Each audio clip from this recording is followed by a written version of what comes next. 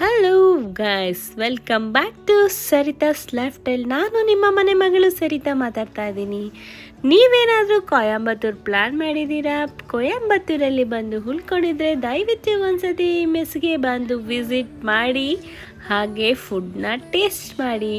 ಈ ಮೆಸ್ ಬಗ್ಗೆ ನಮಗೆ ಗೊತ್ತಿರಲಿಲ್ಲ. ನಾವು ಕೇಳಿದಾಗ ಊಟಕ್ಕೆ ಅಂತ ಸರ್ಚ್ ಮಾಡ್ತಿದ್ವಿ, ಈ ಮೆಸ್ ಬಗ್ಗೆ ಹೇಳಿದರು. ಅಲ್ಲಿ ಹೋದರೆ ಸಿಕ್ಕಾಬಟ್ಟೆ ಕ್ರೌಡ್ ಅಂದರೆ ಕ್ರೌಡು, ತುಂಬ ಅಂದರೆ ತುಂಬ. ನಾವು ಹೆಸರು ಬರೆಸ್ಬಿಟ್ಟು ಊಟಕ್ಕೋಸ್ಕರ ವೆಯ್ಟ್ ಮಾಡ್ತಾಯಿದ್ವಿ. ನಮ್ಮ ಟೈಮ್ ಬರ್ತಿದ್ದಂಗೆ ಎಂಟ್ರಿ ಆದ್ವಿ. ಎಂಟ್ರಿ ಆಗ್ತಿದ್ದಾಗೆ ನಾನ್ ವೆಜ್ ತಿನ್ನಬೇಕು ಅಂತ ಮನ್ಸು ಹೇಳಿದ್ವಿ, ಬಟ್ ಮಂಡೆ ಅಂತ ಬಿಟ್ವಿ. ಒಂದು ದಿನ ದೇವರಿಗೆ ಅಂತ ಪಕ್ಕಕ್ಕೆ ಇಟ್ಬಿಟ್ವಿ ನಾನ್ ವೆಜ್ನ. ಹಾಗೆ ನನ್ನ ಮಕ್ಕಳಿಗೆ ನಾನ್ ವೆಜ್ ಕೊಡಿಸಿದ್ವಿ, ಒಂದು ಬಿರಿಯಾನಿ, ಫಿಶ್ ಫ್ರೈ, ಹಾಗೆ ಕಬಾಬು.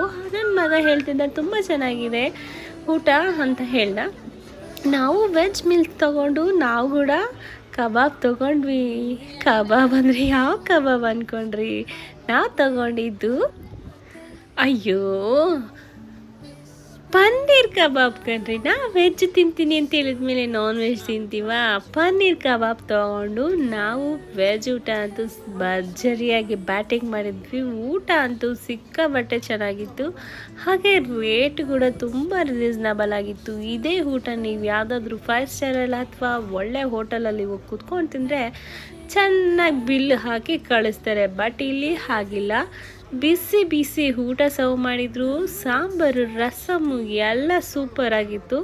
ನಾವಂತೂ ಚೆನ್ನಾಗಿ ಬ್ಯಾಟಿಂಗ್ ಮುಗಿಸ್ಕೊಂಡು ಆಚೆ ಬಂದು ಅನ್ನದಾತ ಸುಖಿ ಭವ ಅಂದ್ಕೊಂಡು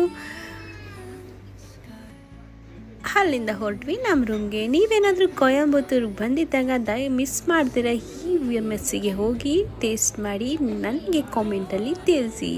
ನೆಕ್ಸ್ಟ್ ವಿಡಿಯೋದಲ್ಲಿ ಸಿಗ್ತೀನಿ. ಅಲ್ಲಿವರೆಗೂ ಬಾಯ್ ಬಾಯ್.